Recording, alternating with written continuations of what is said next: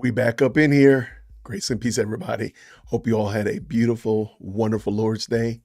I know I did. So I'm looking forward to catching up with you all on this evening. So thank you all very much. I appreciate you all for stopping by. I see the live chat is already getting live. So shout outs to all of you all. If you got any questions or whatnot, I'll try to answer those at the end. But I actually got a lot of stuff I want to talk about tonight. So I'm going to just drop that link in there. If you got a question, let me know. But put question in front of it. Otherwise, I might just swing by and just check you all out toward the end of the show. So thank you all. Welcome to all the brand new subscribers. Nearly 300 in the last couple of weeks. So I think it's like 54% of you all, 54.8 YouTube is telling me of you all that watch these videos actually subscribe and click that button. That means a lot to me because it means that I'm clearly giving you some type of value that you find useful, that you would like those notifications, because you don't get notifications if you don't subscribe to the channel and click the little notification button. Go figure, right? So I want to thank you all so much. I appreciate every one of you. Got my notes right here. That's something definitely I want to encourage you all. If you do subscribe to the channel, just go back and check real quick and make sure that YouTube hasn't mysteriously unsubscribed you or turned off your bell notifications. All right. So I want to thank you for that. Thank you to everybody who has supported me on Buy Me a Coffee. Currently at 13 members on Buy Me a Coffee, and I greatly appreciate you all. I'm going to be transitioning my Buy Me a Coffee people to my dearwoltchristian.com. The same memberships will apply. So, and what do they get? That's a great question. What is the membership all about? So the membership on Buy Me a Coffee, you get access to my Discord. You get access to all of my videos. When I shoot a video, I upload it to the Buy Me a Coffee crowd first. So they get to check it out. If I'm thinking of a new thumbnail, they get ideas and ask me about thumbnails, or rather give me ideas about my thumbnails, so on and so forth. I've had people suggest videos that I do, and they've been bangers. So all of that comes from my Buy Me a Coffee crowd. So thank you all very much to the 13 that do support me on Buy Me a Coffee. If you're considering or thinking about it, check the link out down in the description as well. Hopefully it'll be something that you'll find useful for yourself, and check it out. I love it. So thank you all so much. And again, I'll still keep the challenge out there. Once I hit 25 members on Buy Me a Coffee, we're going to do an epic critical race theory bingo game. And it's cool because now that I've had time to kind of work on it, I've got some great clips and I'm expecting even more. But if we end up with 25 tonight, then I guess we'll have to do it sometime this week. So I want to make sure that you all know that. Thank you all very much for your support. At the current moment, this channel is not monetized, so we're just going to have fun with it anyway. So thank you all for your support because it means a lot. It lets me know that you appreciate it. It lets me know that my labors are not in vain and that you find some value in what I'm doing here. Because ultimately, if you're not finding value in it, then, and I'm not making much of Christ, then I don't think it's useful. And I'm glad that you all are enjoying it. So thank you all so much. Lots of good family reunion stuff going on in the live chat. And I appreciate you all. It looks like just some good, the usuals. I love to see you all stopping by. I have not had dinner yet. So at the current moment, only thing I've had for dinner is my beverage of choice tonight, which is iced coffee. And iced coffee and water. I got water on deck when I finish this off, if we get done with that. Hey, so let me let you know. On this past Friday, or Thursday rather, we did a live stream from my studio, which is Podium Studio. Earlier this year, a good brother and I started a podcast creator content studio where persons can come in and shoot and film their content, whether it be marketing or advertisement, podcasts, audiobooks, Zoom calls, whatever. We have lots of different people that use it for lots of different reasons. And Devin and I decided we need to start shooting from the studio ourselves. So you're going to see that more frequently. We've committed to one day a week, both of us doing a video from the live stream from the studio.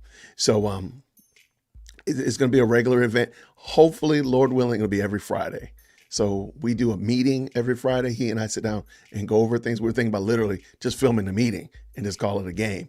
So one way or another, soon enough, you'll be seeing us all the time from the studio. And it gives us a chance to work out some bugs. The reason I wasn't there on Friday and the reason I'm not there tonight is because after I got finished this past week, the internet got real wonky. Did some research and come find out they have to replace something. So they're coming in tomorrow, Lord willing, to replace it all, get everything up and running. And maybe I'll just do a shout out from there tomorrow. I don't know. But so that is it. So I do appreciate you checking out Podium Studios. A lot of that stuff will not be filmed on Dear Woke Christian though. So if you follow me on Podium Studios on YouTube, I need to drop that link in there. Podium Studios on YouTube, you can see and just keep trying. Hey, follow me over there too. That's it. Nothing is going to hurt you there. I promise you. And let me just drop that link in here as well. And now that I think about it, I don't think this most recent live stream is on there. I need to change that. All right. So as I'm doing live streams from the studio, this is where they'll be. So if you subscribe and hit the bell notification, you'll get notified that Jason's going live. All right. So I appreciate it. We're going to try to keep that business focus and focus on the things that we're working on at Podium, but introducing you to some of our clients, letting you see a little bit behind the scenes, what we're actually working on, and so on and so forth. So it'll be fun. So if you're interested, check me out there, Podium Studios as well. Thank you all so much. All right. I am sorry. Just taking a quick second to look at something very quickly. Make sure I'm not. Okay. Make sure I'm not missing anything. And so, yeah, if you're back to Podium, if you're a marketing person, content creator, anyone like that, and you just kind of want to walk alongside us as we're working on and building this business and making much of Christ in the Marietta Square area, come check us out. It'd be fun. And we're trying our best when we create content that's applicable to any region. So it doesn't matter. It's not only germane to the Atlanta metro area, it's wherever. So hopefully you'll be able to check it out and get some good insight as well.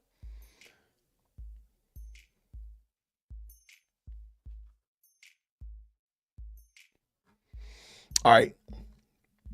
Okay. If you follow me long enough, you've heard me use the term live action role playing.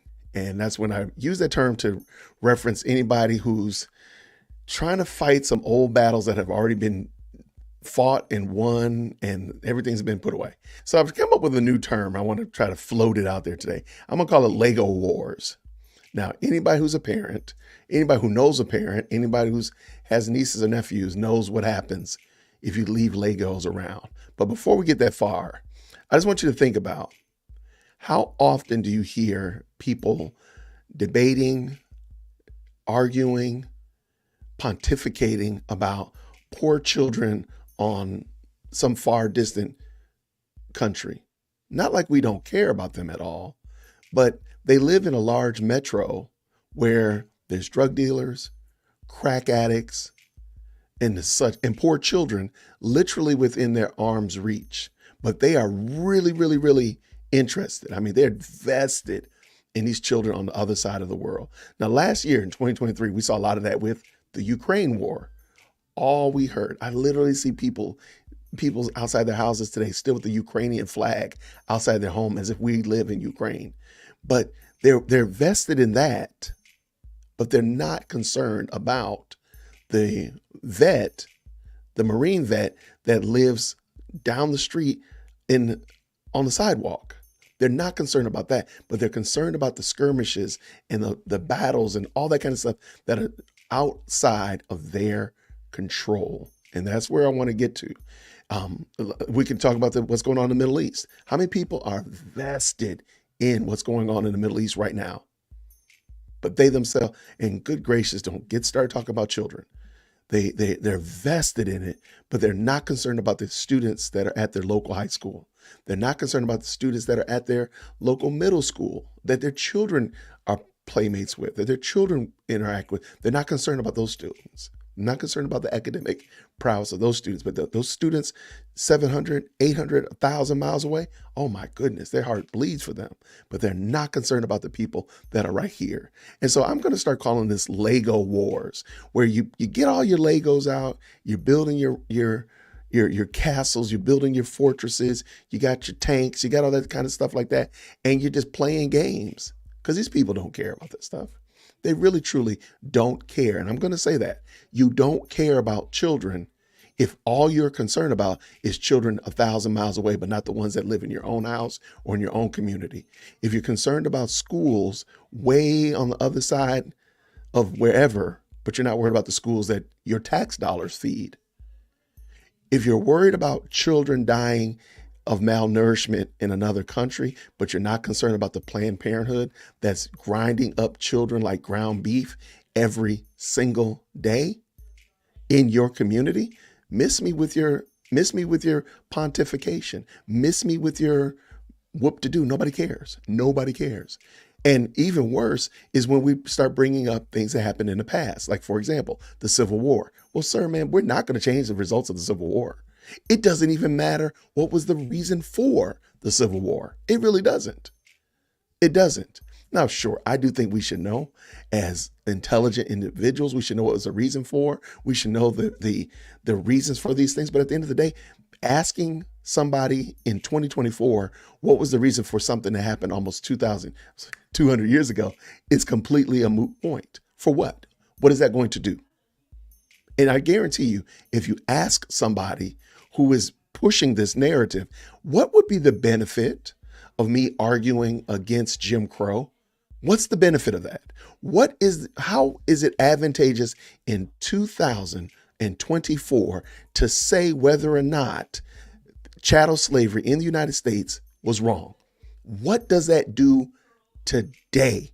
But see, the point that I want to make is that all of this is meant to take responsibility off of me doing something right now, whether that be worrying about my kid's school, whether that's being concerned about the unborn right now, whether that means being concerned about the vet that sleeps on the sidewalk right now. So I can put all of that stuff out into some ethereal place, playing with Legos, and just play with it and then put it away. Because at the end of the day, hopefully at the end of your children's playtime, they put their Legos away. And that's exactly what happens. And they're not concerned about it until the next time they start playing. They're not worried about it. And the only time you're worried about it as a parent or as an adult is if they leave the Legos on the floor and you walk over one with your bare feet. And you know what I'm talking about.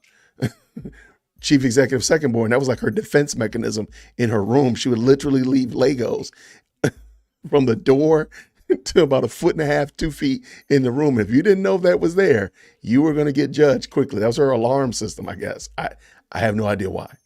But the reason I want to bring that up again is, sure, we all can agree that Jim Crow was wrong. We could all agree that segregation in the United States was wrong. We could all agree to that. There's really no reason for me to ask you. It's almost assumed. It would almost be like, hey, do you believe that eating rat poison is bad?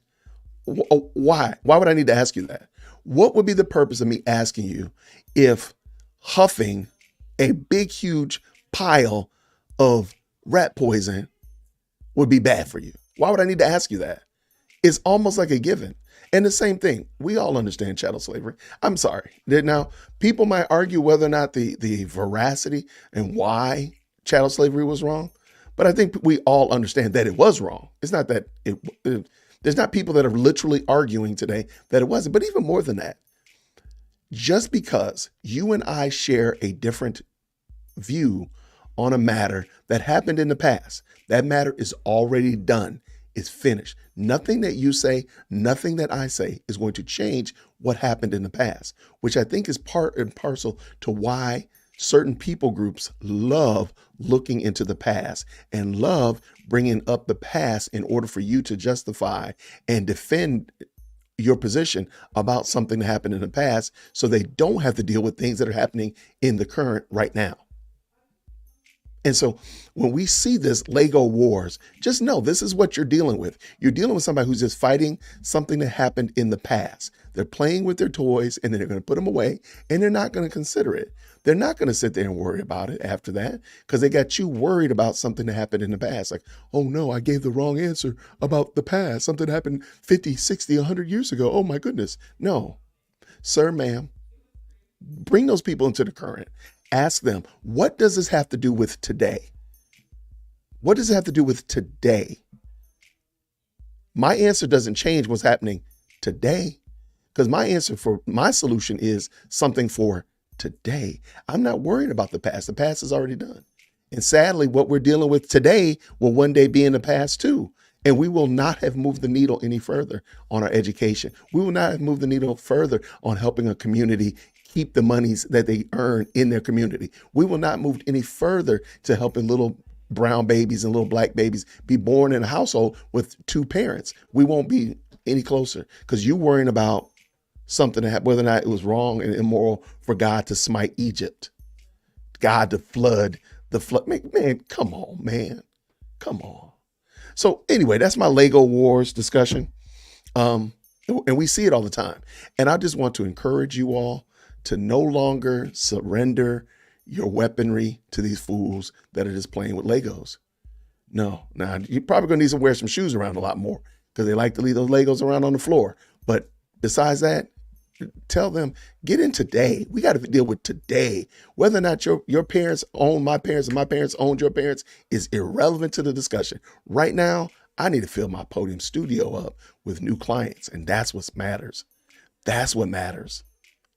My kids, my wife, they want that studio to thrive.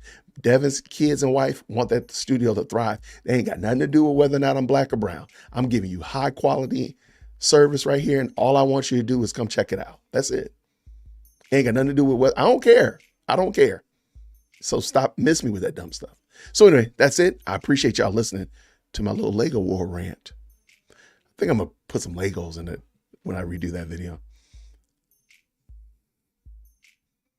What's going on? Good to see you, G220. Always good to see Ricky Gantz in the building, and Eric and David up in here. I'm gonna shout y'all out at the end. I want y'all to know that, but I do appreciate each and every one of y'all for stopping by. It does mean a lot to me.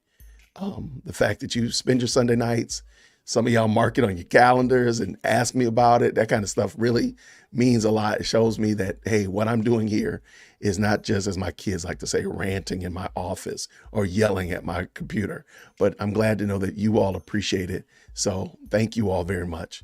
I'm gonna talk about a friend of the channel. Let's bring this video or this blog in. And I did a video on this, and I have to admit, I was not pleased with my video. So I took it down. So I'm sure you all probably saw that before. What in the world? Oh, that's that rapper. How'd that get in the background? What you know about that? Well, that's interesting. You know about that? All right. So a friend of the channel, good old Virgil Walker from G3 Ministries, did a did a blog called The Decline of Marriage, a Glimpse into an Unsettling Trend. I just want to go over this again. I don't think my first video was really that good. I'm sorry about it. So I'm going to just go over this again with you all. I do want to encourage you all. Link will be down in the description. I'm going to drop the link in the chat as well. Check out this video from Virgil. He did an excellent job. Excellent job. And I really want, hopefully you all will get something good from it. So check out the video.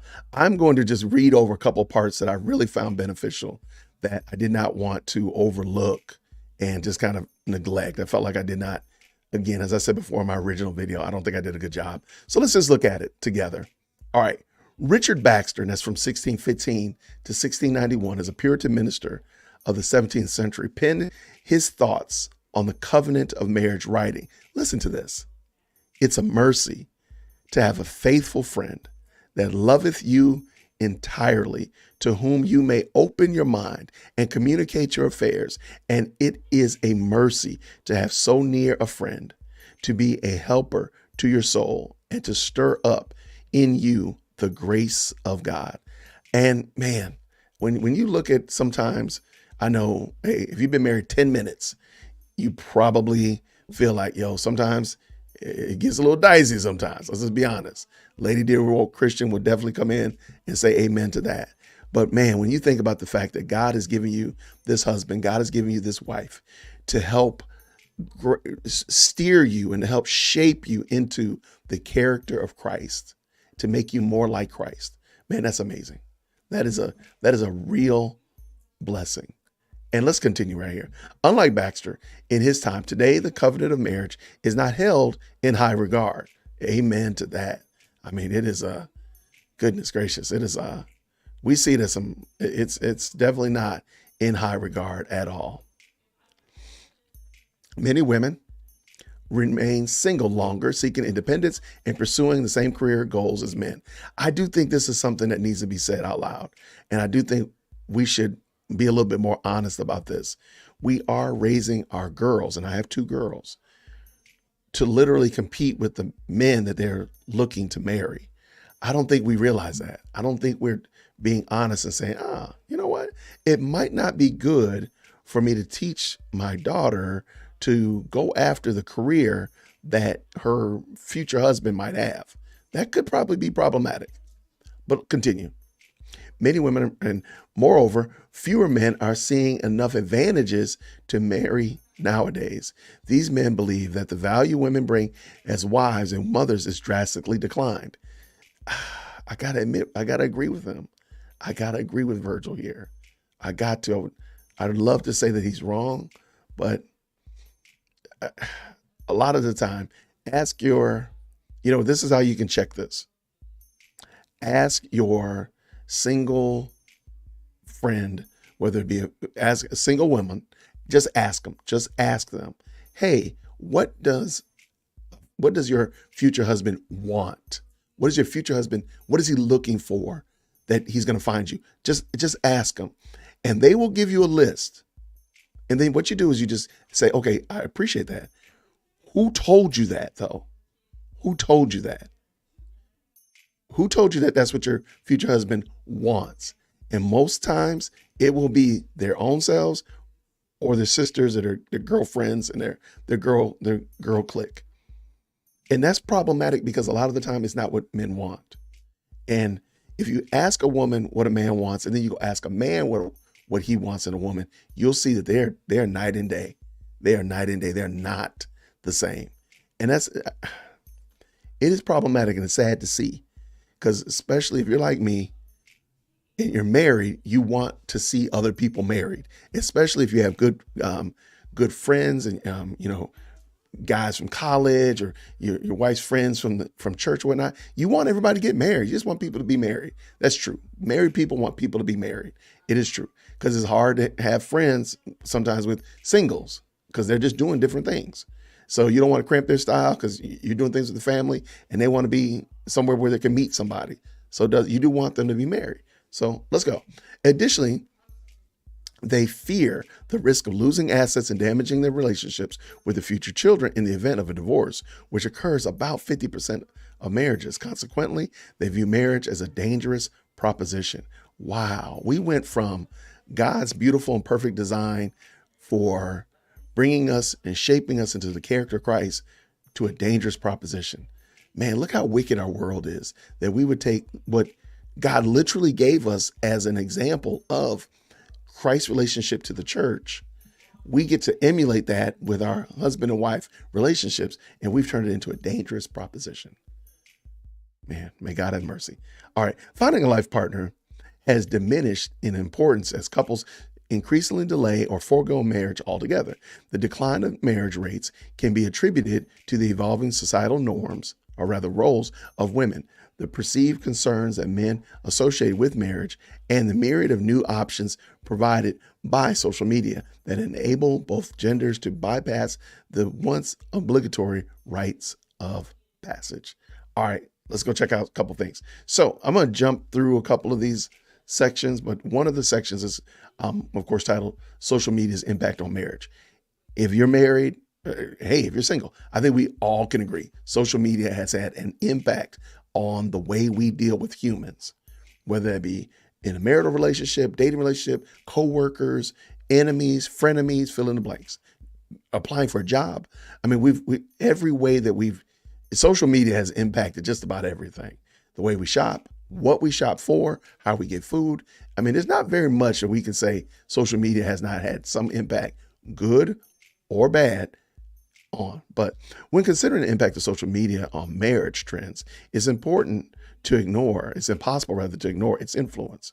With 54% of social media users being women, they utilize the platform 2.8 times more than men. Now, in the palm of your hand, a woman can receive unprecedented male attention. And I think that's something that we all need to keep in mind. Historically, a woman might receive attention from within her circle of 150 friends, with 45% being male. Now, a woman can post captivating images on her social media platforms, leading to thousands of likes, hundreds of comments, and inbox messages from men worldwide. So instead of it being in your own little fiefdom, in your own little hood, now your hood is intergalactic. Intergalactic. Now, with her social media apps, a woman can experience an unparalleled dopamine rush, previously unmatched in her everyday social context. This new reality diminishes her dependence on in-person social interactions with men, intensifying her attraction, or rather her addiction to cell phones, as social media promptly gratifies her needs and desires. Morgan Stanley predicts that by the year 2030, so that's in literally 6 years, 45% of women aged 25 to 44 will be single and childless. So I'm doing the math. 6 years. Okay, man, that's pretty intense.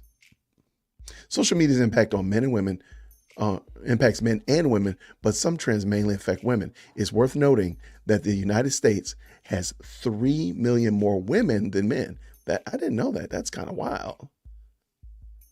When considering unmarried women for marrying ages 18 to 35, the national ratio reveals that there are, on average, 90 men to 100 women. So that means basically there's going to be there's 10 more. So that's a 10% increase in that particular age range. Yeah. Morgan Stanley predicts that, again, in 2030, 45% of women aged 25 to 44 will be single and childless. However, many women disregard these statistics, thinking they are the exception to any rule, and that the men they desire will be available when they are ready for relationships. I think that's something we definitely should be encouraging our women to not to fall victim to, because that's crazy. All right. So this is the section on social media. He gives some great statistics and some wonderful ideas. So let's jump into the next one, which is the church girl struggle. So my platform is for Christians primarily. And so, of course, church girls is a real issue.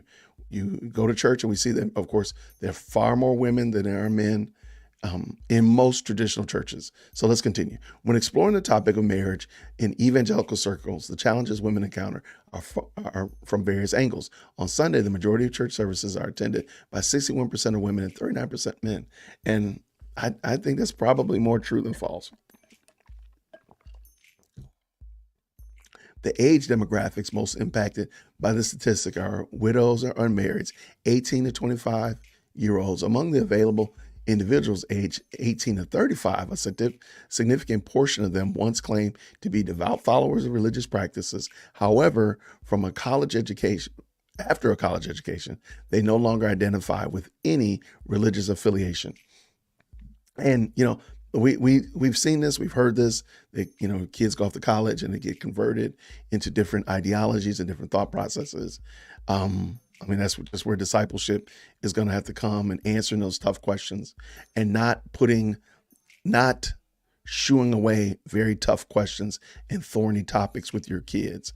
We have to be willing, we have to be able to jump in here and have a spirited conversation with our children about topics that they're going to face when they get out into the public square. Because if they don't have an answer for why they are Christian, they don't have an answer for various and sundry questions that they get hit with, then they may very well capitulate. They very, very well may stumble and buckle under the pressure of not being able to answer it or give a proper defense for it. Because again, some people might not like the answer, but you did answer it. So Feeling disheartened by these obstacles, young Christian women, 18 to 35, are actively searching for alternatives beyond the confines of the church. Some are pursuing relationships with non-believers, participating in hookup culture, or even stepping away from the church while still holding on to their Christian faith. And how many women do we hear this from? And men as well. You know, I'm spiritual, not religious. I have a relationship with God. I don't go to church. Something like that. The struggle for Christian women in the dating realm is multifaceted as it pertains to dating.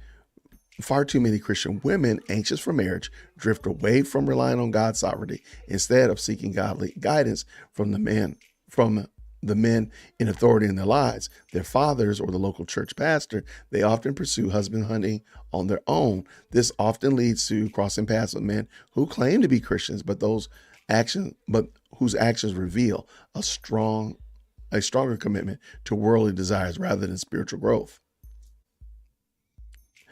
This depravity between a professed faith and an actual lifestyle, this is something that we definitely got to unpack with our kids.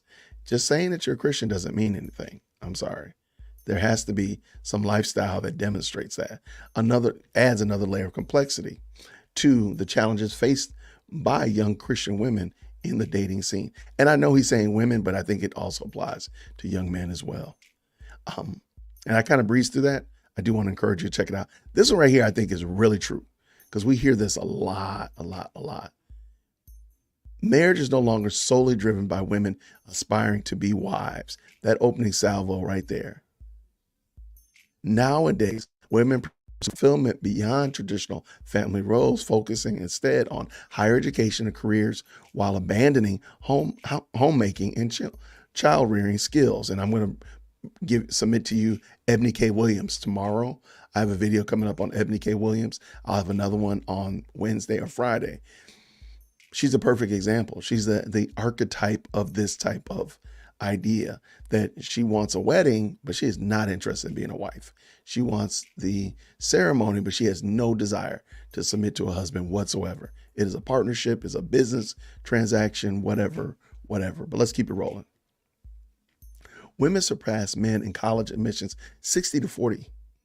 They exhibit higher graduation rates with a significant 10-point advantage. Feminist teaches women to be self-reliant, treating marriage as unnecessary.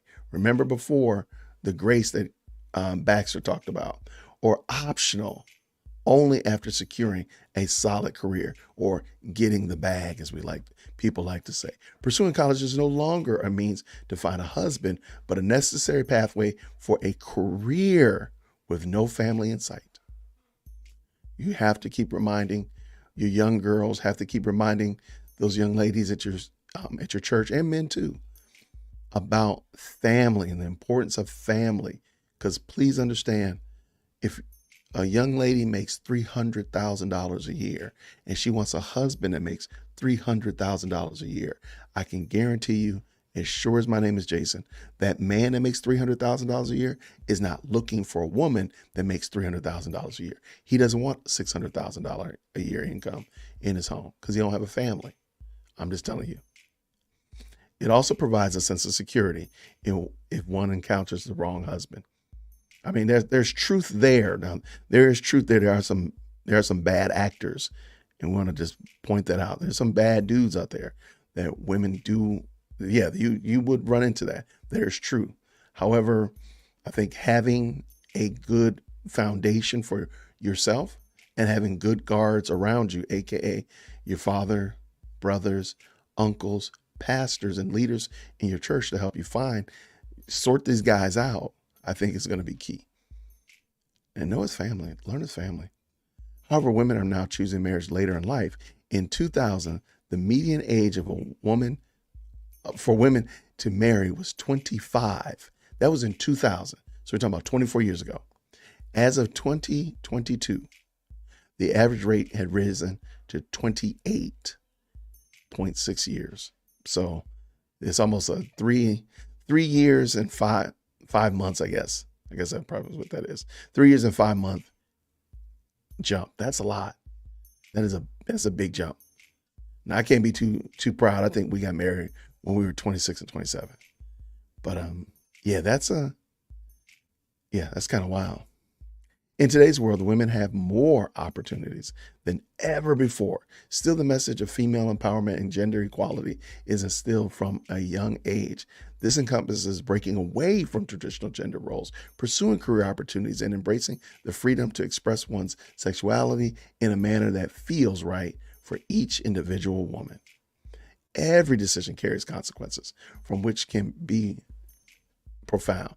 However, acknowledging this reality in conversations with women may prove to be dangerous. Men have taken note of these changes, while the societal expectations of men to fulfill traditional roles as providers and protectors and leaders within the household has persisted.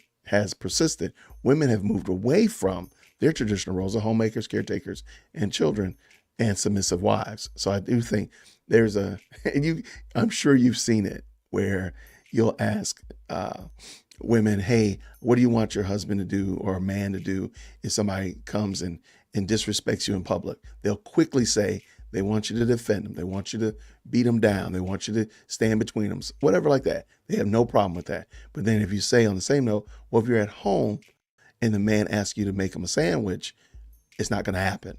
So you do realize that there's a disconnect in that regard. Let us keep this game rolling. In 1867, the divorce rate was 5%. My goodness, that is so sad. But by 1967, so just 100 years, it had skyrocketed to 50%. So a 45% jump in 100 years. Scholars attribute this increase to women entering the workforce, giving them more independence in difficult marriages. Now, again, and I don't think Virgil by any means is making light of difficult marriages, but I do think there needs to be some proper definitions of what is a difficult marriage, so on and so forth. I think everybody can say they have a difficult marriage at some point or another. Despite increasing opportunities for women, many still desire marriage. In fact, 61% of women express this desire. However, women are now choosing to marry later in life. In 2000, the median age, we just read this, the choice to delay is causing many to ponder whether women's true desire lies in a wedding rather than a lifelong partnership in marriage. Increasingly, the median age for men to marry has also reached a new high of 30.5 years. I don't know what the 0.5 is. I don't know if that's a fifth. Maybe, I don't know. I don't have no idea. I know what that 0.5 is. Just like I don't know what that 0.6 is. All right. Men have some very unrealistic expectations, and he does say some great things there. I want to submit that to you. I'm going to skip that. I want to encourage you to go back and read the article. But let's get here, because this is the end of it, and this is where I really wanted to land the plane. When we contemplate the enormity of the issues and their influence on family dynamics and even birth rates, the solution does not present itself readily. For those of us committed to the church, it is all too common to assign blame to the church as easy target and devise superficial, pragmatic initiatives that aim to bring boys and girls together in the hope that nature will take its course. While the desire to do something may appease some, the solution to these appeals is never self-sustained or capable of reversing the magnitude of the downward slide. I think anybody who's been in church long enough and has seen youth group where they're like intentionally trying to get the boys and girls together, you all know how much of a fail this is. So let's continue.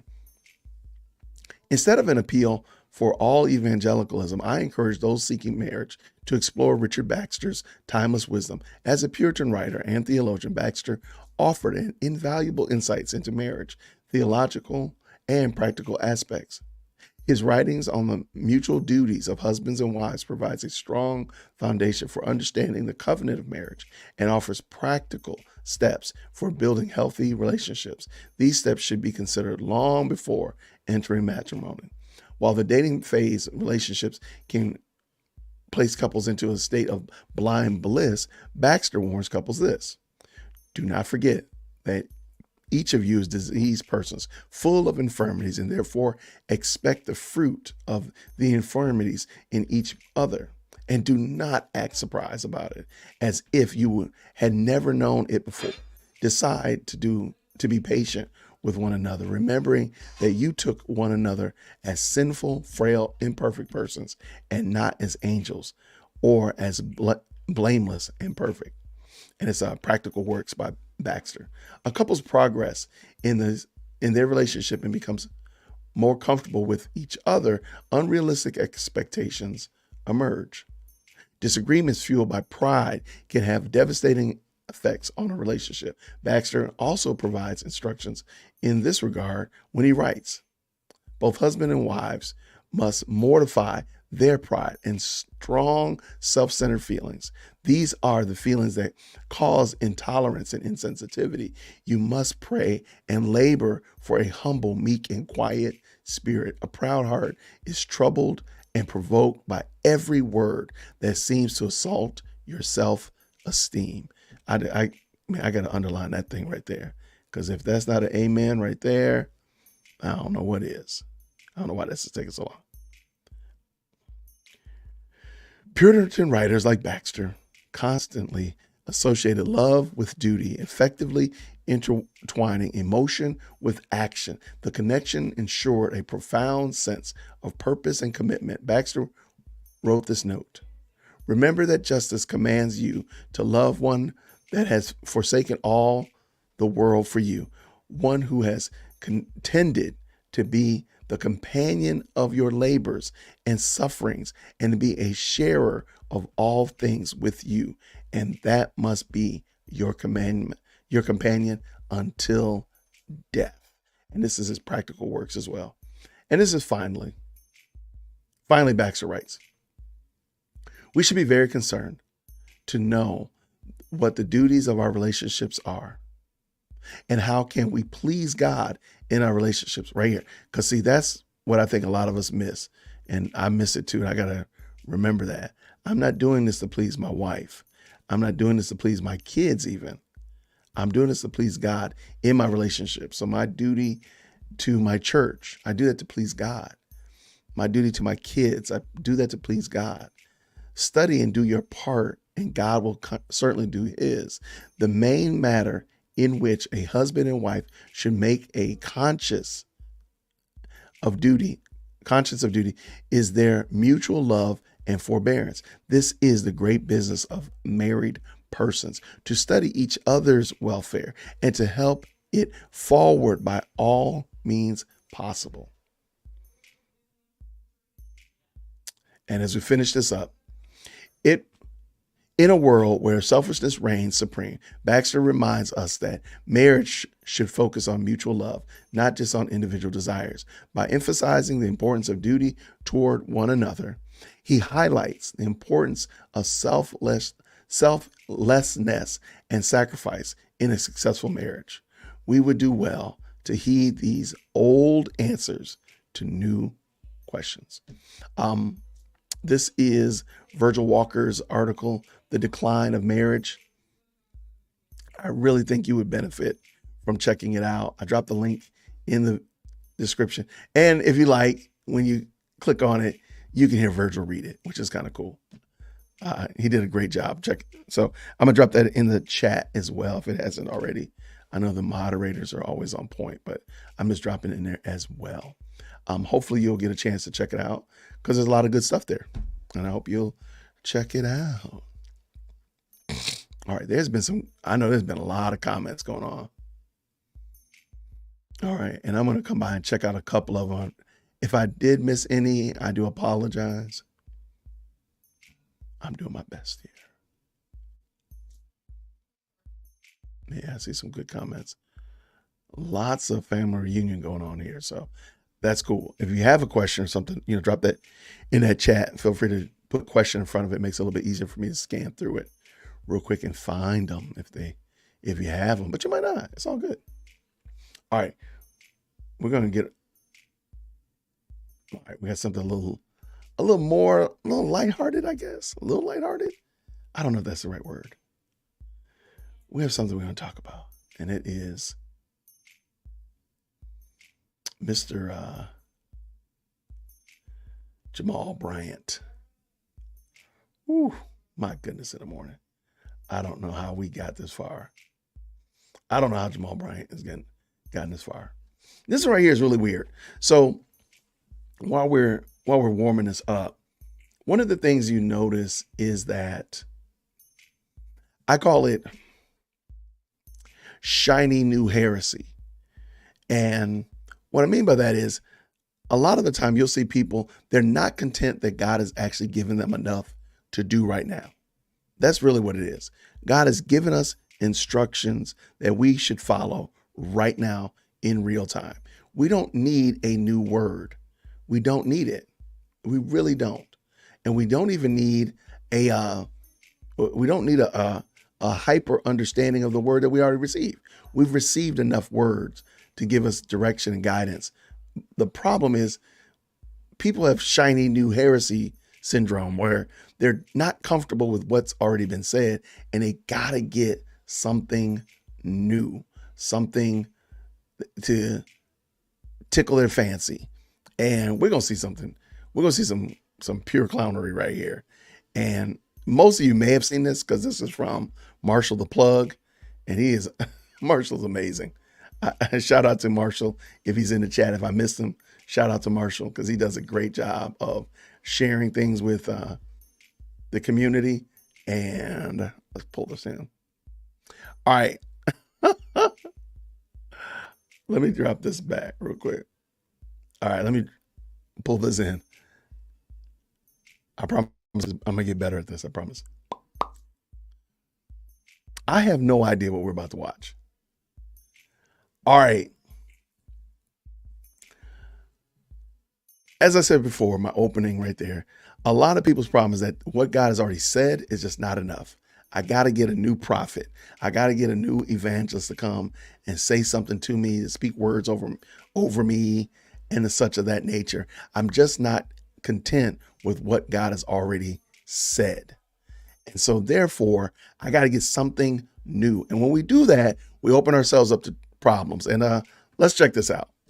And please understand, there's going to be a lot of really inappropriate jokes popping off in the next couple seconds because this one right here deserves to be mocked.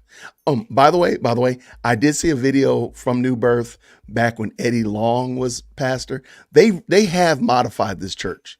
They've changed the carpeting. It looks like they definitely have changed the pulpit area, and they've added this little stagelet. Like there's a stage that comes out from the main stage. And I'll find a picture to kind of compare both of them so you can kind of see it. I don't know. Other day when we were doing a video, I was just really confused. Like, whatever happened to this church? Why does it look like this? Because that's not the New Birth that I was familiar with. But don't worry about it. This ain't the Christianity that any of us are familiar with. Let's go. Roll the tape. Why am I not hearing it?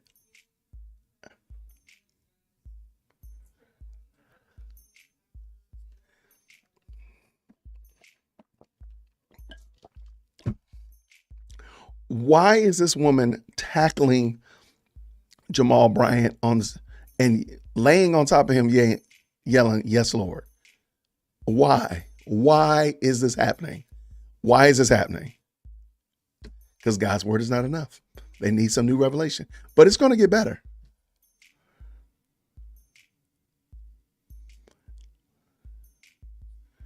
Do what? How inappropriate is this? Like, look at this and just tell me that you would be proud to say, "Oh, this is my pastor.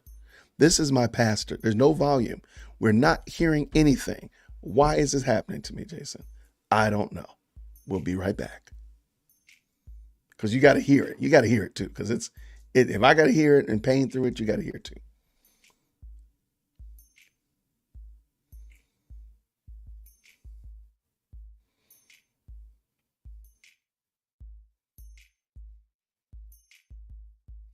Okay.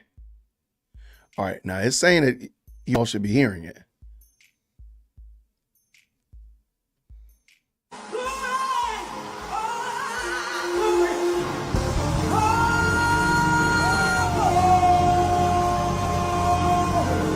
All right. Can you drop like an ear emoji? I think that'd be hilarious. Can y'all drop an ear emoji if you can hear it? Okay. Drop an ear emoji. Come on, Eric. Help me out with an ear emoji, man. Come on. I don't even know what ear emoji looks like. Let's go find it. I'll take a 1. Okay, ear emoji or say that you can hear it. I'll take either one. All right, we'll take it. All right, let's go. All right, let's go. Let's go. Like, why is this appropriate? Where are the adults here? Where are the adults? Like, why is this okay? Explain this to me. I ain't never had no woman laying on me in church. I told you there's going to be a lot of inappropriate jokes here. I've never had a woman laying on me in church talking about some yes, Lord. But wait till you see what happens. It's actually going to get so much better. Please understand, everybody can be juvenile and sophomoric today. I'm the Black Pope and you need permission. Do it now. Do it now. For your glory. For your glory. For your glory. How's God being glorified in this? No, serious question. Because see, a lot of the time these people are not questioned. How is God honored by this transaction? Like, how is he honored? Just help me out. Help me out. He's not honored. He's blasphemed. It might be a blast for them, but it's blasphemy to me. But to me, it's blasphemy. I'll try to work on that joke. Okay, let me try it again. Hold on, let me try again. It might be a blast to them, but to me, it's blasphemy. It's a blast to me. I'll work on it.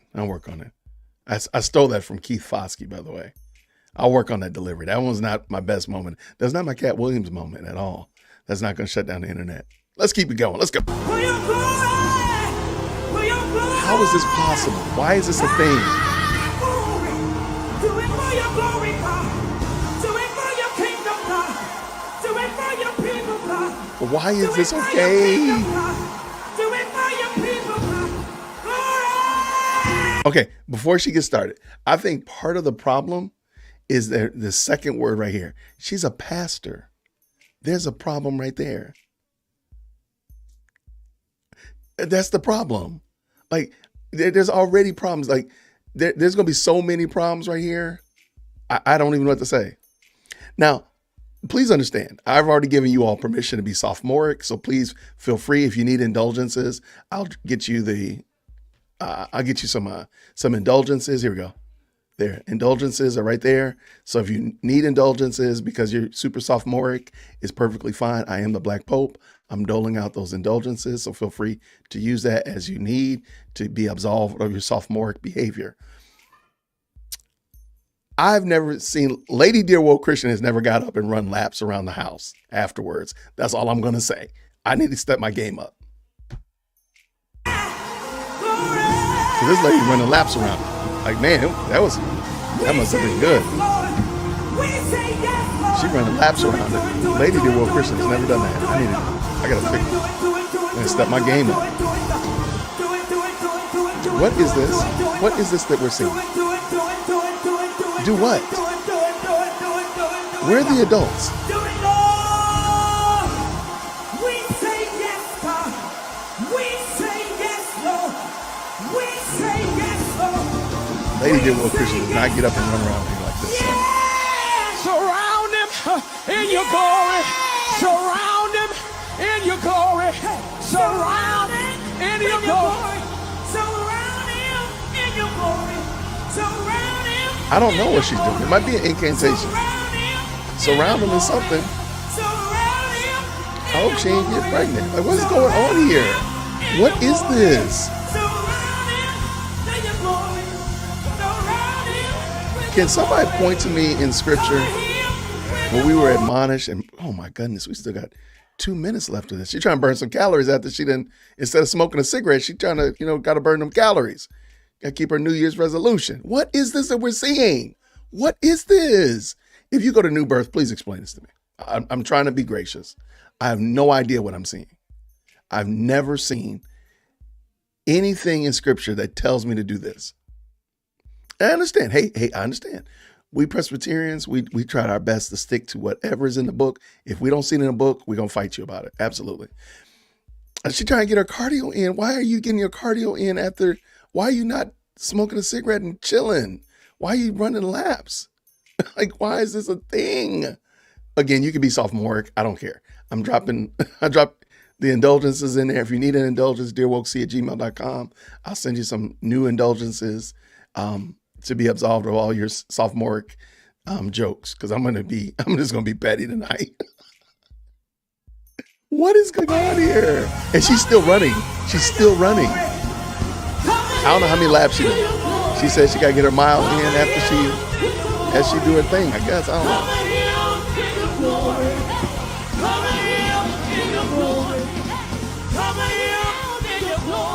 Like, where in the scriptures do we hear anybody saying cover somebody with their with his glory?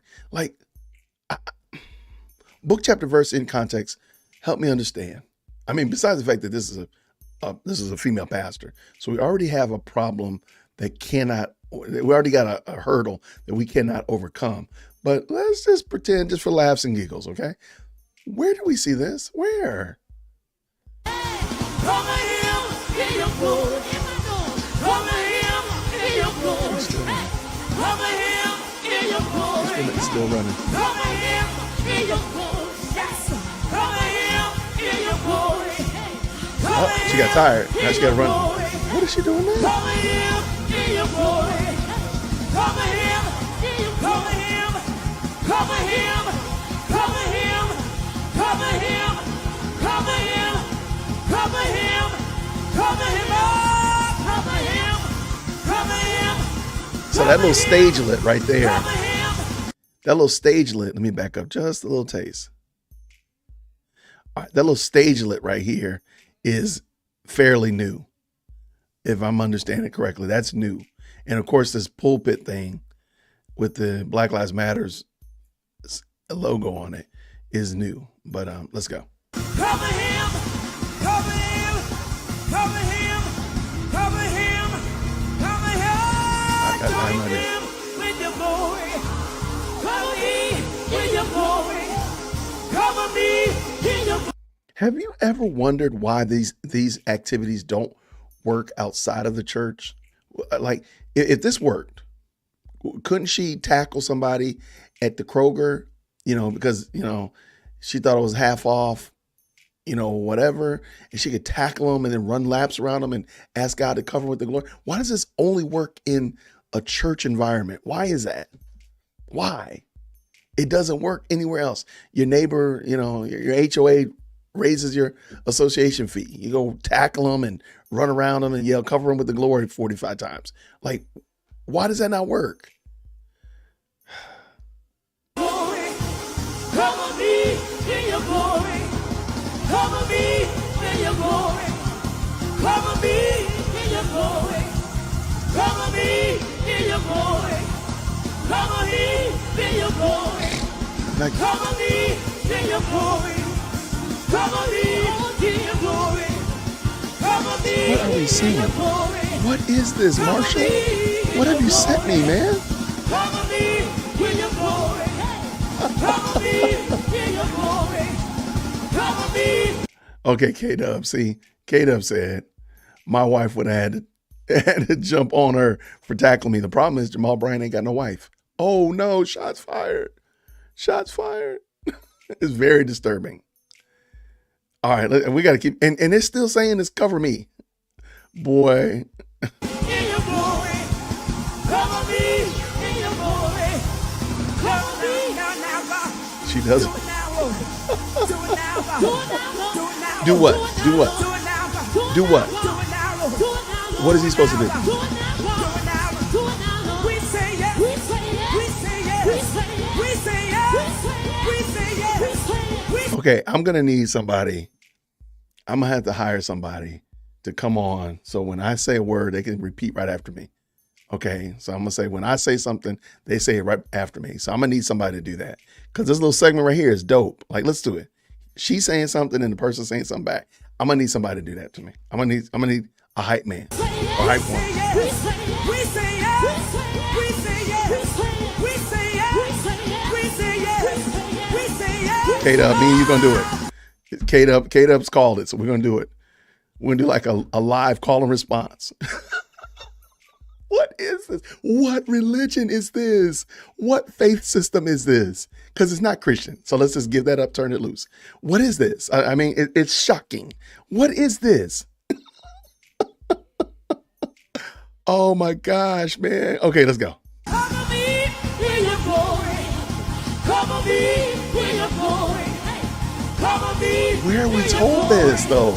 Cover me in your glory. Oh, we say yes. Say yes. We say yes. We say yes. Yes, we will. We say yes. We say Yeah, that little stagelet. That's new. We say yes. Wow, it's like a full step. I didn't realize it's a step on that thing. We say yes. It sure is. All right.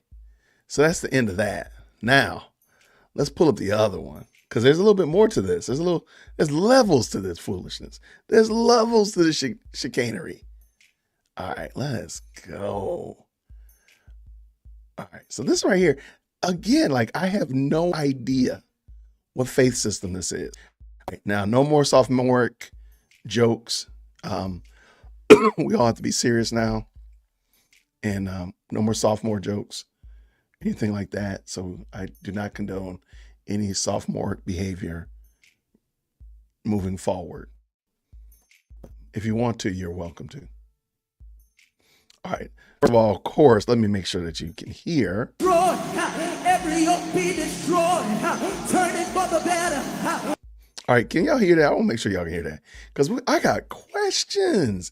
If you attend New Birth, what in the Lord's name, what in the WWE Jim Ross foolishness is going on here? What is this? And the bad thing is New Birth did, and apparently I can guess what they're doing is some kind of some kind of prayer cloth or whatever. They clearly have not learned a lesson. They've not learned their lesson. They need to stop. Okay, but let me let y'all see this. Destroy, every yoke be destroyed. Turn it for the better. Turn it for the better.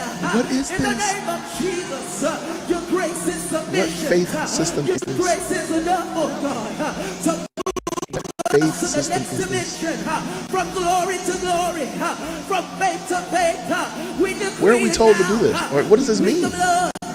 We plead the blood. What does this mean? We plead the blood. They walk under with it, like We plead the blood. it looked like they're at the air. It looks like they're at Hartsfield Jackson Airport walking through the metal detector to get ready to get on a plane and go to the concourse. What is going on here? What is transpiring here? Like what is transpiring here? Heal grief now. Heal it in the name of Jesus. Pneumonia. Heal it in the name of Jesus. Oh, my gosh. Sickle cell. Heal it in the name of Jesus. Leukemia. Heal it in the name of Jesus. Blood cancer. Let me tell you this also. Let me tell you another reason why I don't want none of this to do. I don't want nothing to do with this charismatic foolishness. The fact that you got to run around and put a blanket over people when they pass out, like adult nap time, I absolutely hate that. Yeah, she did say sickle cell. She did say sickle cell. Like, how do you know that that's been resolved? Like, how do you know? You don't see any kind of miracle that Christ performed, that you had to go back and you would not be able to confirm that result.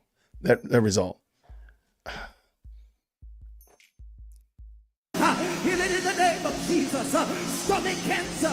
Heal it in the name of Jesus. Get in the blood work. Get in the blood work. Get in the blood work. Rock us and shake us. Creating us a clean heart. Renewing us a right spirit. And Jamal don't need to be going around here putting his hands on no women. We need strength for the journey. And look at it. Strength for the journey. Restore joy. Why doesn't that work out in public? Why don't that work out in public?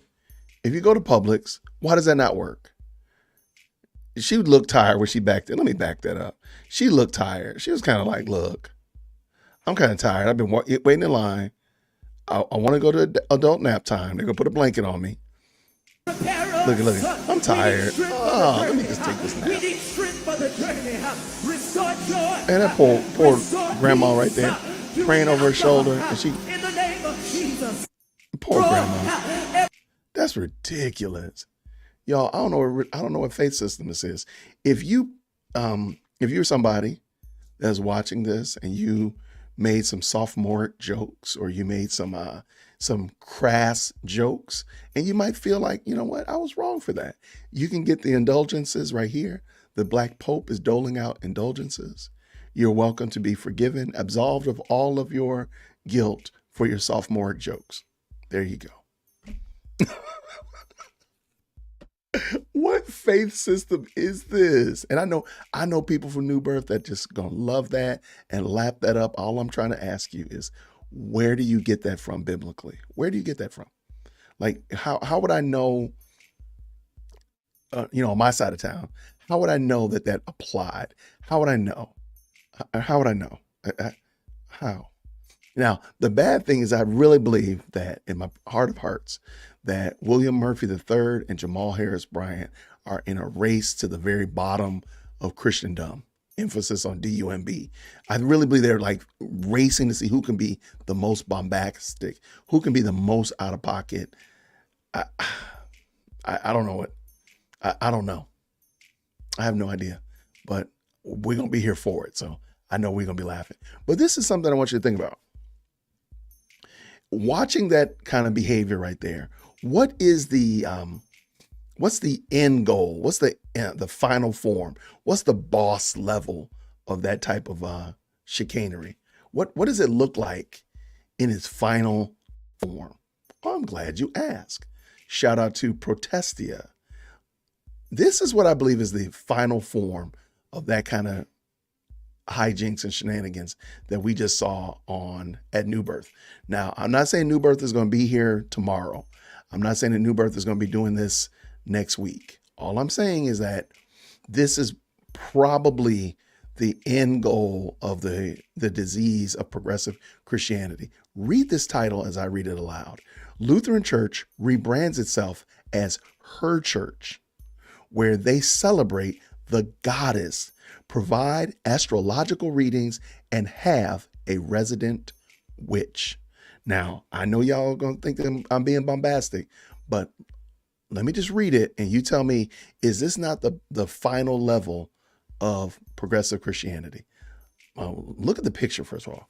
They painted the church purple, I guess to symbolize some aspect of her church.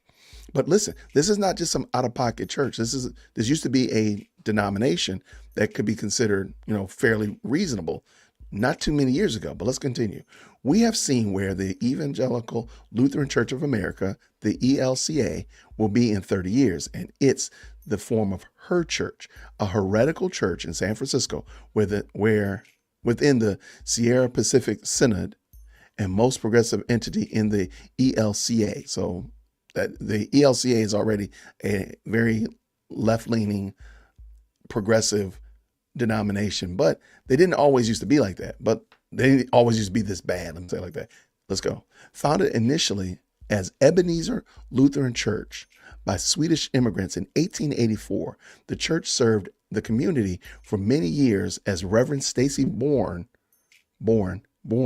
took over. Ordained in 1987, Bourne describes herself as, here it comes, ready? A pastor and priestess of ritual, and claims that her maelstrom theological education opened the door for her to build a goddess-inclusive congregation and ministry. How is this any different? Like, you see that there's nothing in Scripture that supports that.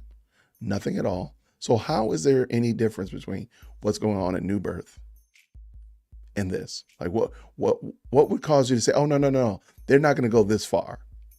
Tell me why. How do you make that claim? Inhibited by several legions of demons, she remade the church into her image, painted it purple in 2010, and giving it a new moniker to honor the goddess and divine feminine. They're not even trying to pretend like they're Christian. Be it solidarity with women and all persons who are oppressed and denied equal rights, and to advocate for marriage rights for all people. Here, Bourne introduces explicitly pagan ideas into the lifeblood of the church, all of while denominational leaders looked on approvingly. She was later joined by Megan Royer, the first openly transgender minister and bishop ordained in the Lutheran tradition, and together they devoured any souls they could find.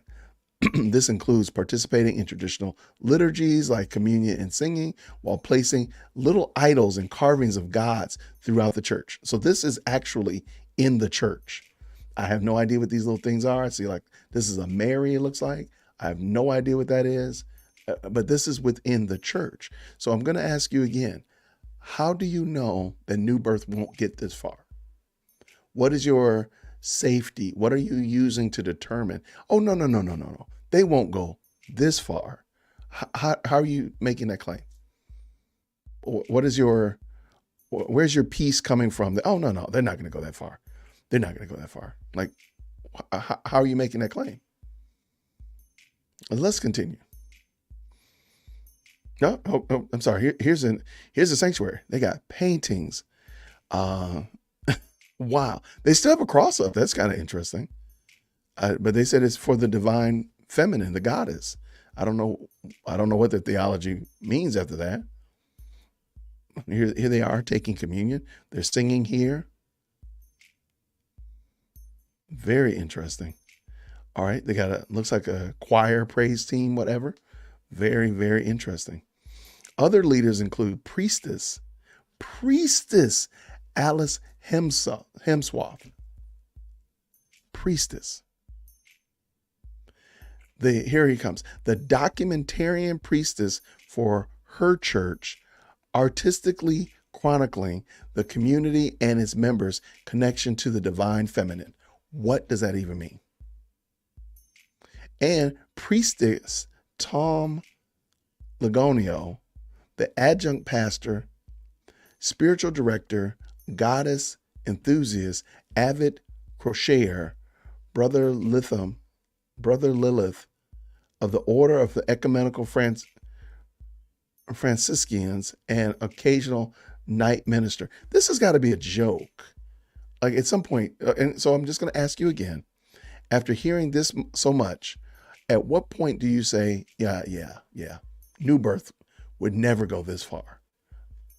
Progressive Christianity would never go this far. Dream Center would never go this far. No. Like, how are you making that claim? How do you know that? What is helping you to see, oh no, they'll remain faithful to God's word up to this point? How are you making that claim? Continue. And finally, there's Priestess Christine Canole. Like, why are their names like this? Okay, let me see if I click on this. Will you be able to see it? Oh, wow. Okay, yeah. Okay, cool. Like, what is this? Why are these people's names spelled differently? Okay, so, and somebody's already mentioned it. Like, everybody in here is a woman.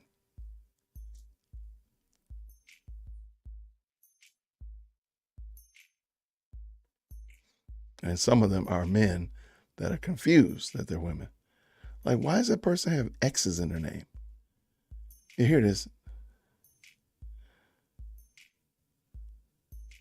Oh, it's a guy. That's why.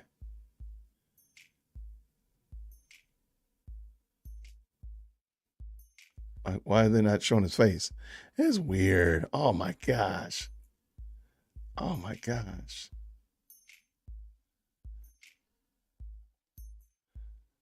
All right, let's go back down here and finish this up. All right. As Priestess Witch, like literally, they're literally saying that she's a witch. Like, how is that even cool? As Priestess Witch for her church, Christine offers magical gifts to share and enhance the support and development of her church. Because it's definitely not Christ Church. The monthly astrological readings provides guidance from the stars and is a favorite among many. Together, we honor the natural cycles of the year, solstices and equinox, and thank the earth for her bounty. Please tell me what church, what religion this is. What religion is this? This is craziness.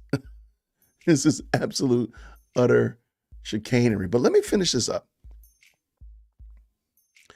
Real quick. A priestess witch for her church. Christine offers magical gift. Oh, this is the same thing. Magical support and development of her church. The monthly astrological readings of many. Together, we honor the natural cycles of the. Okay, he wrote this right here. Small group gatherings provide inspiration and direct our attention to instinct and intuition, helping us to discover ways to connect to the divinity of nature and thereby the divine. Oh, actually, there's more. I'm sorry. A few more sentences. I'm sorry. Not content to simply follow traditional church practices, Bourne recently created a new ritual called the Goddess Rosary, where supplicants use beads to utter and track prayers that are liberating and empowering, such as, here it comes, watch this one, Our Mother Who Is Within Us by Miriam Teresa Winters, a Roman Catholic feminist, and Hail Goddess Full of Grace by Carol Christ, a goddess feminist. They describe the rituals this way.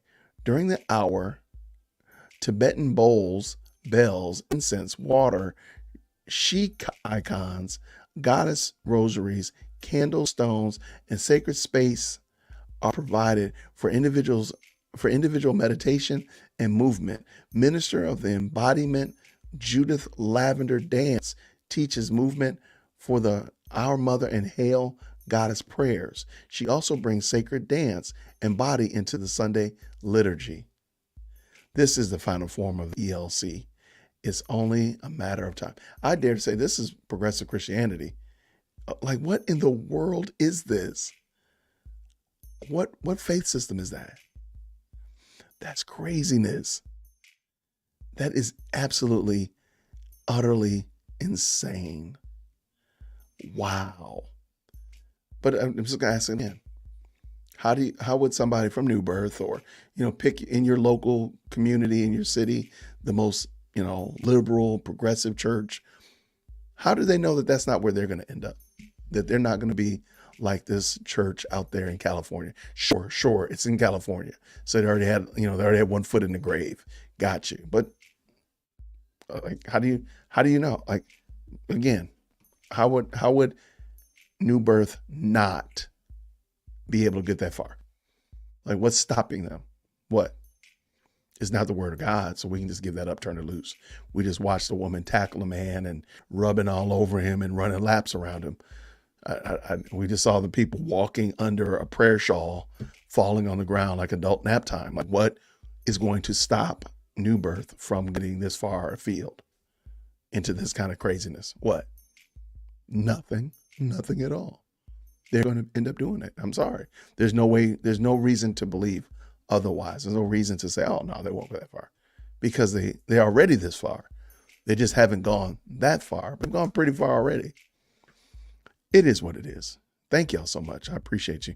Let's see what we got here. And Rebecca just says, that's not Christianity. And I agree. It's not. I know there were a lot of good comments. She tried to bring back Salem witches. Look, feminist dance theory. That sounds like a college course. And I'm really worried that it probably is a college course. Yeah, beads. That was really weird. Oh, this is definitely a religion where they play Calvin ball. No question at all. No question. The ecosexual pagans. Yes, this is their religion. Absolutely. It does look ridiculous. It did. And it was. She says she's a witch, though. That's the thing. Like, why are you okay even saying you're a witch inside of a church? Like, that just doesn't make any sense. I don't get it. All right, let me see. I don't know what the pastrix with the double X was. I have no idea. Y'all on that all by yourself. I don't know what that was. Yeah, the pronouns were. Yeah, they didn't have any pronouns. That was interesting. They did not have pronouns.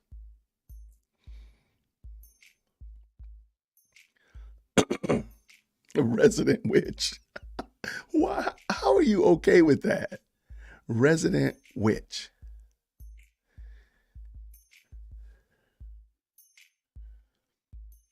Yeah, I guess you're wrong, Mary. I mean, they're literally bringing idols into a church. But I mean, let's just tell the truth. They're not even pretending like they're worshiping the true God.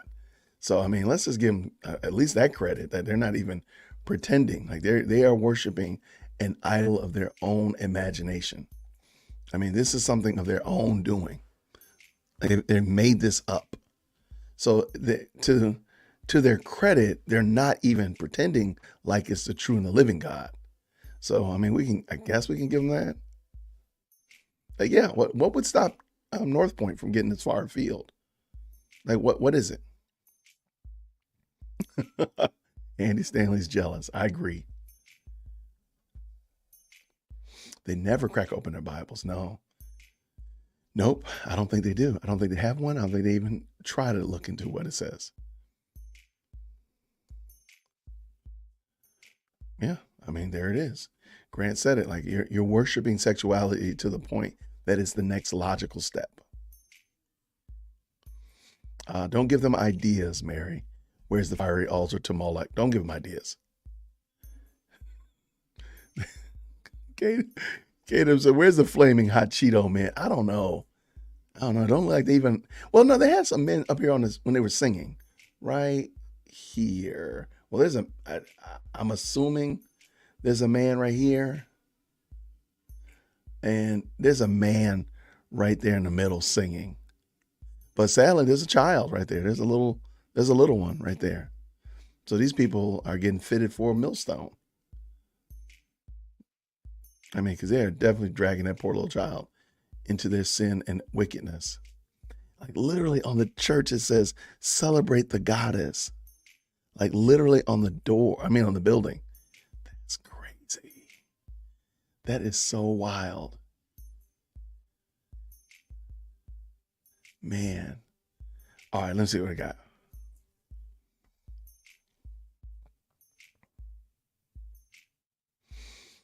That's true. I probably shouldn't have. I probably did assume that guy's gender. I apologize for that. All right. Question: what was for dinner? Actually, I haven't had anything. Like we didn't eat yet, so we're gonna figure that out. I think they've cooked something since I've been in here, but we'll figure it out for sure. Jason Winston said, "What's the temp in Atlanta? It's not super cold. I mean, I know a lot of places are expecting it to be pretty brisk this week, and I mean, right now, looking at my app, it's 41 degrees right now here in Atlanta. It's not going to get super cold. The coldest is going to be 12 this week, and that's on Tuesday. And I was talking with somebody earlier today. The problem here in Atlanta is Atlanta wants, they want it to be a redo of that terrible storm we had back in 2007 and 07. But the big problem is Atlanta's hot during the day. I mean, it's 55 degrees today. That's very warm. And so when the ground gets that warm, it doesn't matter if overnight the temperatures seep down. Sure, there might be a little bit of frost outside, or might be a little bit of freezing at certain points. But by 10 o'clock, the sun has come out and it's going to be hot. And every day this week is going to at least be, we got a day where it's 31. Okay. But even in that, the day before was 52. And then the day after, it's going to be 39. That's the thing. Like Georgia weather will kill. Georgia will kill you. And sometimes it's with the weather. All right. What did Q say here? Why was a Presby deacon trying to call security on a Baptist visiting church? Let me tell you, man, we had some people roll up in our church sometimes, and we got to keep the security, man. We got to keep that security on track. But we got to keep the security on track. So next time, some random Baptist rolls up at Smyrna Press, we're gonna probably have to check them out and frisk them like they were coming through the under the prayer shawl thing at Jamal Bryant's church. You gotta pat them down or something like that. Anyway, Kiana came and visited Smyrna Press today. Shout out to Q. Thank you so much for stopping by.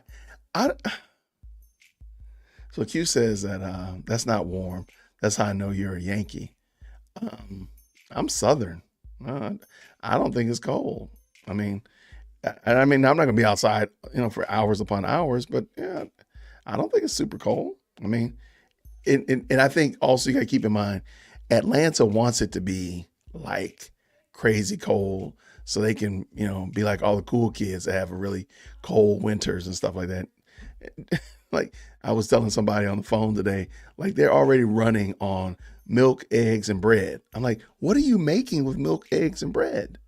Like, what is it? We've had like very spirited conversations with Southerners who, when it gets cold, when I was a school teacher, man, we love snow days. We love the threat of snow days, okay? But they would immediately go get milk, eggs, and bread. What are you cooking with that? What are you cooking with milk, eggs, and bread? And nobody can tell you. Nobody can tell you what they're cooking. Nobody can tell you. But they got to go get it. Okay, you got it, but what are you doing with it? Nobody can tell you. I'm just telling you. No, okay, French toast. You don't eat French toast though. I'm not trying to be funny. Do you eat French toast? I'm not trying to be funny. And you might, Jason, but let me be honest. Most of us Atlanteans, we ain't eating French toast. And don't try it. Don't try it. Because that's not what you're doing. Oh, I do know cold. And I don't think that this is super cold. But I mean, I love being here in the South though too. Everybody keeps saying French toast, but they're not eating French toast when it's not. Okay, what about a winter event? Again, let's go back to Snowocalypse here in Atlanta that completely scuttled the entire city for a week, okay? It was a horrible event. We were unprepared. It was terrible. What about Snowocalypse made you want to go eat French toast? You ain't been eating French toast. That's the problem. You ain't been eating it.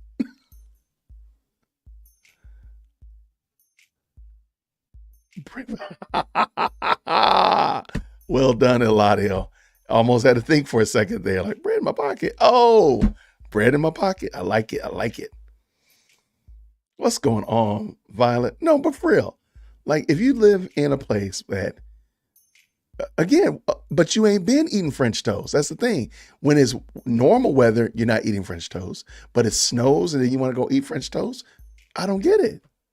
And I live here in Georgia and I understand. I've seen people do it.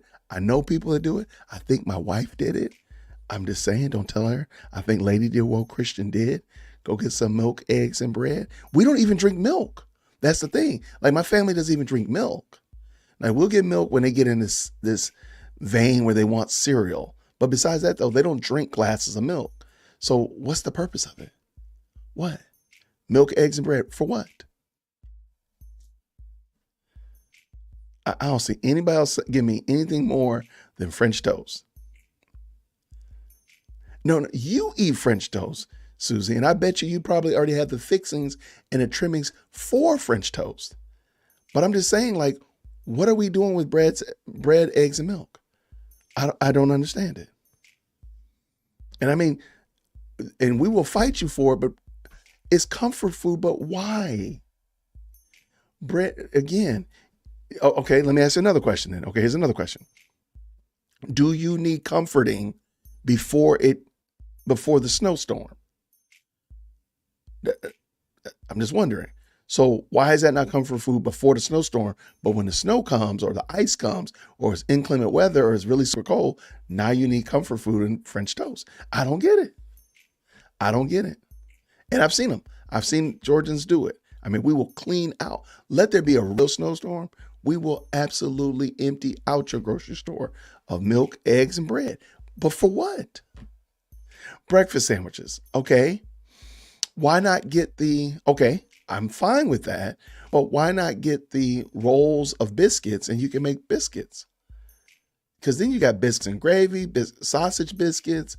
You can still get your eggs. So then you got, but bread, eggs, and milk. I don't get it.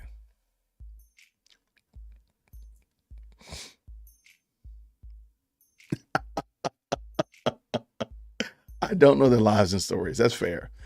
I just don't. I'm going on a limb. I feel really comfortable that there is not a super underground of Georgians that eat French toast. I just don't believe it. You cannot convince me that there's this underground cabal of Southerners, Jethros and Leroys and Man-Mans that eat French toast. You're not going to make me believe that. You're not going to make me believe that. Now, you're welcome to try it, but Larry and their brother Larry, you're not going to convince me that those guys, good old boys, is like, boy, I got wee French toast. I'm sorry. There's no way you're going to make me believe that. No, I don't know their world, but I just don't believe it.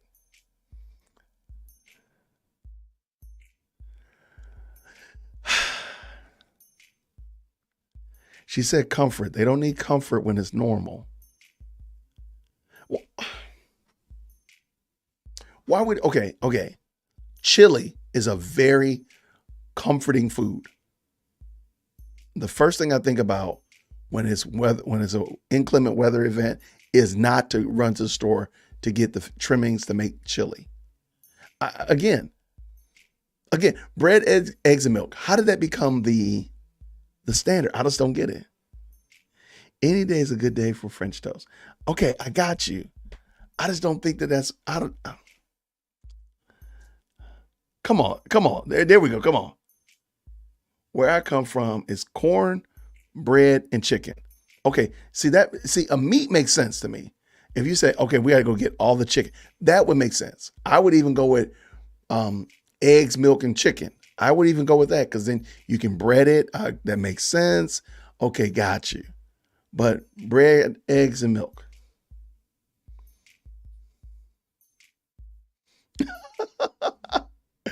I don't think that's the reason why, Jason. But my family we don't drink milk like that.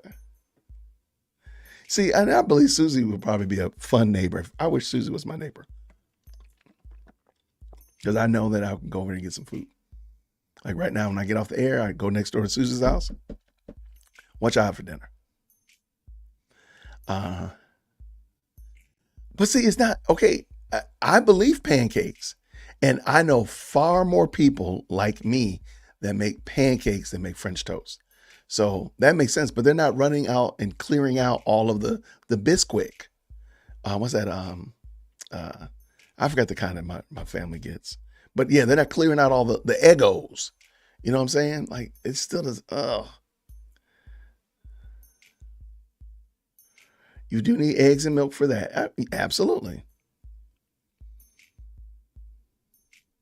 Because, like, you know, and another thing is, like, my family's not a big loaf of bread family. So they'll get, like, rolls and make sandwiches out of them, or, like, specialty breads and make sandwiches. But they don't like loaves of bread. So, and again, this is just me asking questions.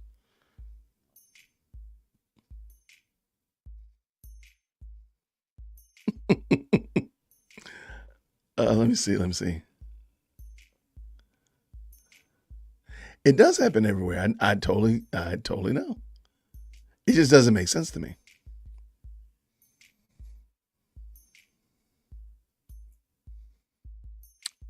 Okay, I can dig this. All right. Mary said, my mom made meatloaf with milk and eggs and bread, add hamburger. Okay. I want that. Can you send me an article like that, Eladio? I will do a video. Please send me an article, please.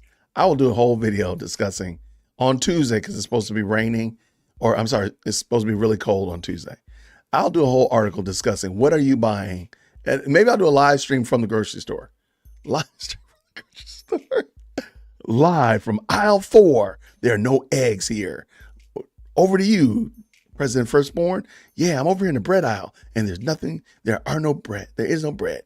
All right, over to you, Chief Executive Secondborn. Yes, I'm in the milk department.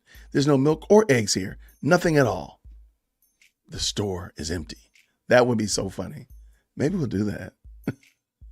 But see, okay, that's it. That's all I'm saying. That's it. I just never understood it. And I've lived here in Georgia, and we've had very inclement weather years. We've had it's been a lull for a couple of years, but we've had the obligatory ice storm, shuts down the city for 2 or 3 days. We've had, and where we live, it's on a hill, so the street is very slick. When it snows or when it's wet, it is a fool to get out of my house. So you just almost don't want to leave. So I totally get that. But just the fact that it's going to be cold on Tuesday, and there's no reason to believe it's going to stick. So there's no reason to believe that if there is ice on Tuesday, that it's going to last past 1:00 p.m. There's no reason to believe that. But what? I eat 120 eggs every week, so I get it. Okay. Well, there you go. Yeah, so that's the thing. Like, there's a lot of people who don't process milk. They don't eat bread. Why are you going to go get bread and milk? What are you doing? That's it. There you go. French toast is good, but not like emergency meal. That's it. That's all I'm trying to understand. I mean, I can understand pancakes. I totally understand pancakes. But they're staples, but for what? You don't actually use them. Now, I got you on milk. On eggs, forgive me. I think milk is probably the universal staple for most people. Not everybody drinks milk. Not everybody needs bread. But I think most people generally are down with and understand can use eggs. Because there's a lot you can do with eggs. But that's just my point. Oh my gosh, Susie. Oh my gosh. Oh my word. That's a lot of bread. You're gonna have to have some bread in your pocket. There's some bread on your plate. See what I did there? All right, that's great. Susie says, "Full even have a deer in there." You know what? I've never had venison before. I want to try it, but I've just never had it. Nobody's actually made me want to get it. So yeah, like oatmeal. So, to me, oatmeal would make sense because that's truly a breakfast food. Maybe some grits, and I'm sure, and I know. Everybody gets lots of stuff in the grocery store. It's just those 3 items: eggs, bread, milk. Those are the 3 things that are like, what in the world? What are we doing here?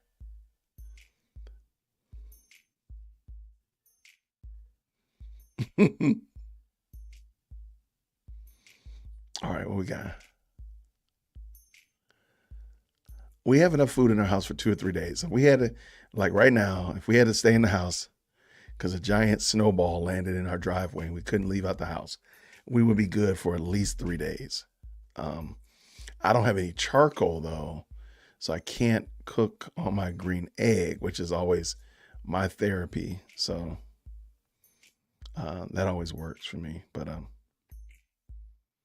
like it. I like it. Yeah, I'm not a game food guy, and I just don't have anybody that has convinced me that I need it in my life. So yeah, I've never had it.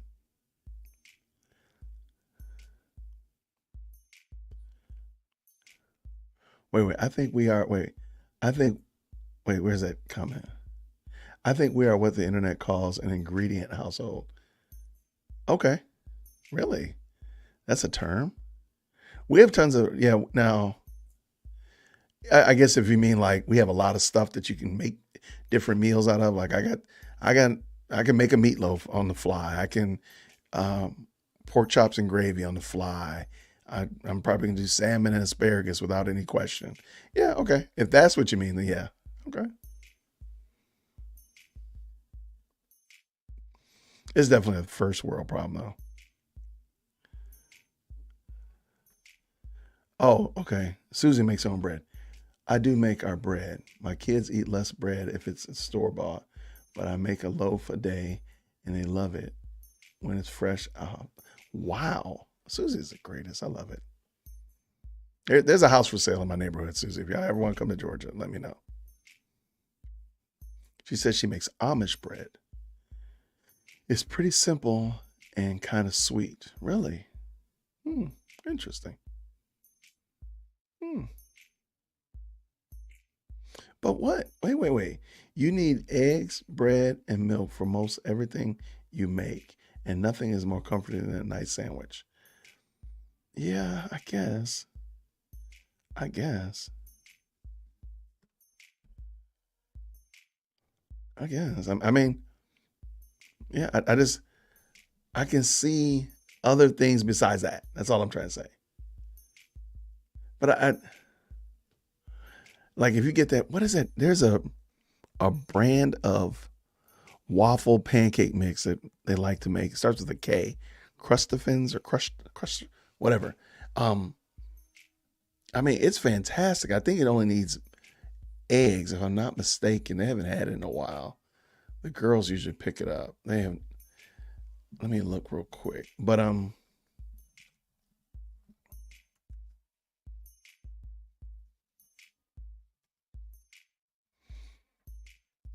But long story short, what's this called? Crusties. And does it need? I'm just looking real quick.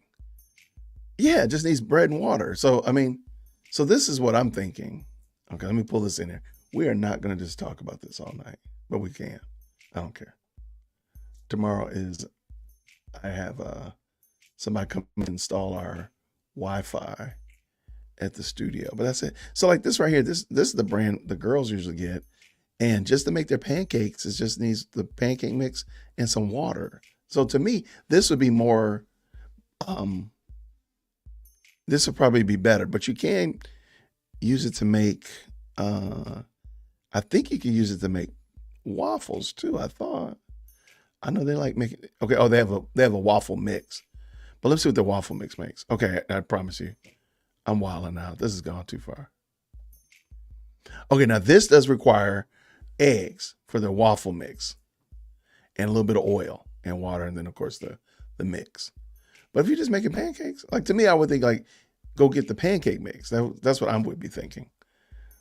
But I mean, it's been a question I've asked for years, many years, and nobody's really helped me out with that. But man, y'all already. I should have been listening to y'all. They're crusties. It seems cool. Or what's that other one? Bisquick. They got the little bottle that already has the pancake mix in it. You just add water to it and shake it up, and you just go like that. And then you dump the bottle, you throw it away. I mean, we were using those when I was a wee little lad, and it came in clutch. My family would have two or three of those in the pantry on any given winter. But we lived up north, so you weren't having snow days. It would have to be a major event to have a snow day because we didn't have snow days like we got it down here in Georgia. But I hope I shared that link. Let me show the article from Protestia. Let me drop that in here as well. I'm sorry I didn't share that with y'all. All right, yeah, this is the article that we just went over, looking at the final form of progressive Christianity. Man, thank y'all so much for hanging out with me. Thank you everybody that listens to my little rants. I appreciate it. Please go get you in honor of tonight. Please go get yourself some bread, eggs, and milk. Put them in your pantry, whether it's snowing or not, whether it's 2 degrees or 32 degrees or 52 degrees. I don't care. Go get you some bread, eggs, and milk. Make sure you have it in the house. What did Jason Winston say? Oh, no, I think you're making pancakes from scratch. Oh man, you guys are serious. Like Susie, Susie, you're just too good for us, man. You are the Susie. You are the cooker, the chef that we deserve. A pancake mix is easy to make from scratch ingredients and it's shelf stable, long time, less expensive, and no preservatives. I agree. Now, I'm just saying, if I'm just running to the grocery store to get something because a snow apocalypse is coming and I'm about to, freeze or something. But I totally get you. Putting the bread in their pockets. All right. So I want to thank y'all so much for supporting the channel. Thank you so much for watching this and all of the comments have been fantastic. And when I do hit 25 members on my Buy Me a Coffee, we will be doing an epic critical race theory bingo. So be aware of that. If you do need indulgences because you were being sophomoric during the joke time, looking at Jamal Bryant, here's your indulgence. So I'm absolving you of all of your guilt for being sophomoric and or any kind of racial claims against you. You're welcome. Those are your indulgences. If you need more, email me, dearwokec@gmail.com. I'll make sure that management gets you as many indulgences as you need, because we don't want you to be in any way, shape, or form held back. Thank you all to the new subscribers. Welcome to all 58% of you all, 54.8% of you all that click the button, that hit the bell notification. It means a lot. I'm glad that you're enjoying the channel. I hope you're having a good time with us, and hopefully you learn how to cook pancakes and what to do with bread, eggs, and milk and all that kind of shenanigans that we have going on in the chat. This chat is amazing. I appreciate you all so much. And there we go. Check out the Discord if you're interested in that. Feel free. You'll when you join through Buy Me a Coffee, you'll get an invite to the Discord. We have a lot of fun over there talking about new things. You'll be able to see some of the new videos that I'm going to be dropping this week and going into next. And whenever I shoot a new video, I share it with my Buy Me a Coffee crowd to get their feedback, give them a chance to check it out. So you get like an advanced screening. And then definitely, if you have questions about it, you can always ask me ahead of time. And lastly, thank you all so much for checking out dearwokechristian.com. That's the website. Feel free to check it out there. You can become a member there as well. And I forgot about that. You can join there as well. Same thing applies there. All the memberships apply. And actually, all of my Buy Me a Coffee people will be translated eventually over to dearwokechristian.com. But you'll have all the same benefits and privileges thereof. All right. Now Susie's giving pancake cooking advice. I absolutely love it. I love it. I love it. That's the best. Everybody, thank you all so much. Somebody told me to go get dinner. I appreciate it. I don't know if President Firstborn and Lady Dear Woke Christian cooked for Dear Woke Christian. We'll see.